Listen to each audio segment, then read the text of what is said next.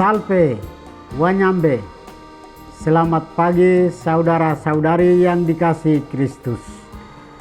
Mari kita mengawali hari baru dengan mendengarkan firman Tuhan yang diambil dari Injil Lukas pasal 7 ayat 31 sampai dengan 35. Tuhan bersamamu. Inilah Injil suci menurut Lukas.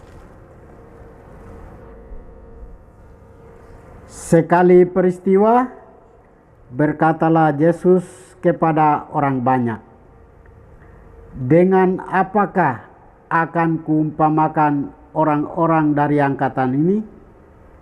Mereka sama dengan anak-anak yang duduk di pasar dan berseru-seru, 'Kami meniup seruling bagimu, tetapi kalian tidak menari. Kami menyanyikan kidung duka, tetapi kalian tidak menangis.'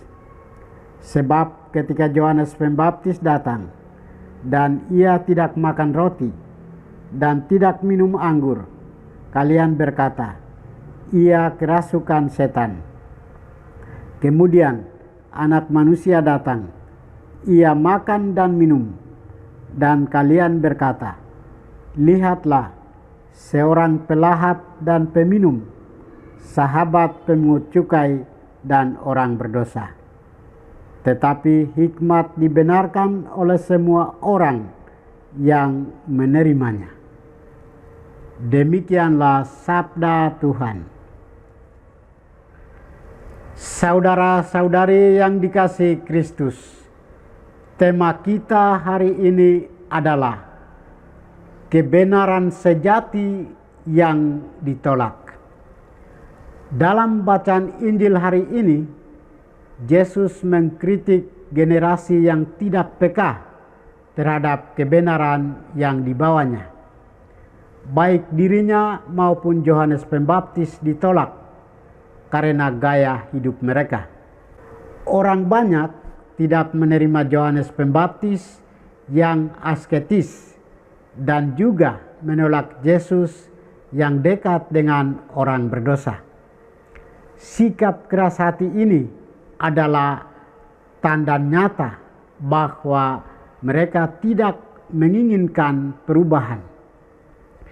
Melihat situasi itu, Yesus berkata, "Dengan apakah akan kuumpamakan orang-orang dari angkatan ini?" Sikap apatis seringkali membuat orang tidak berubah dan berkembang. Sikap ini merupakan sikap yang hanya mencari kenyamanan diri. Tidak ada daya juang untuk berubah dan melakukan perubahan. Yesus berhadapan dengan orang-orang Yahudi yang memiliki sikap bebal dan apatis di atas. Mereka tidak peduli dan tidak mau menerima pengajaran dari Yesus untuk berubah.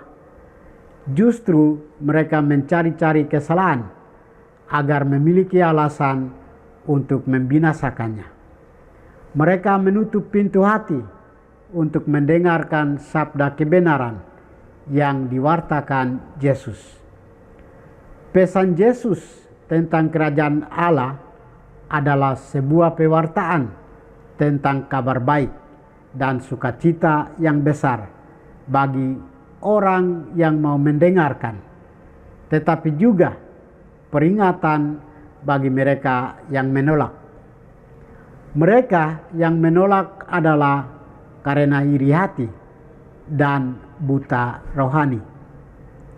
Dua penyakit rohani ini telah menjangkit suku bangsa Yahudi, terutama para ahli Taurat dan orang-orang Farisi.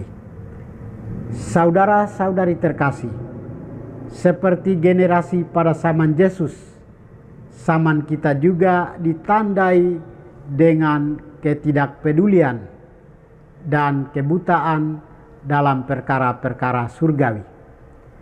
Ketidakpedulian membuat telinga hati kita tuli terhadap suara Tuhan dalam sabdanya. Kita sebagai pengikut Kristus, kita harus rendah hati untuk berusaha menemukan sukacita yang diwartakan Yesus dalam sabdanya. Kita yang mengimani Kristus harus peka mendengarkan suara Tuhan dalam sabdanya dan melaksanakan dalam hidup harian kita.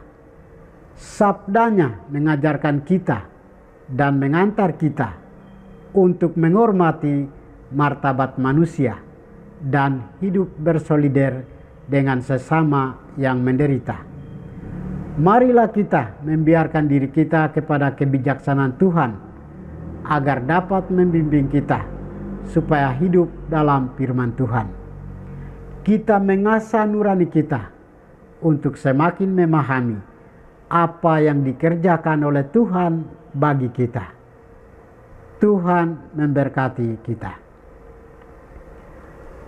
Marilah kita berdoa.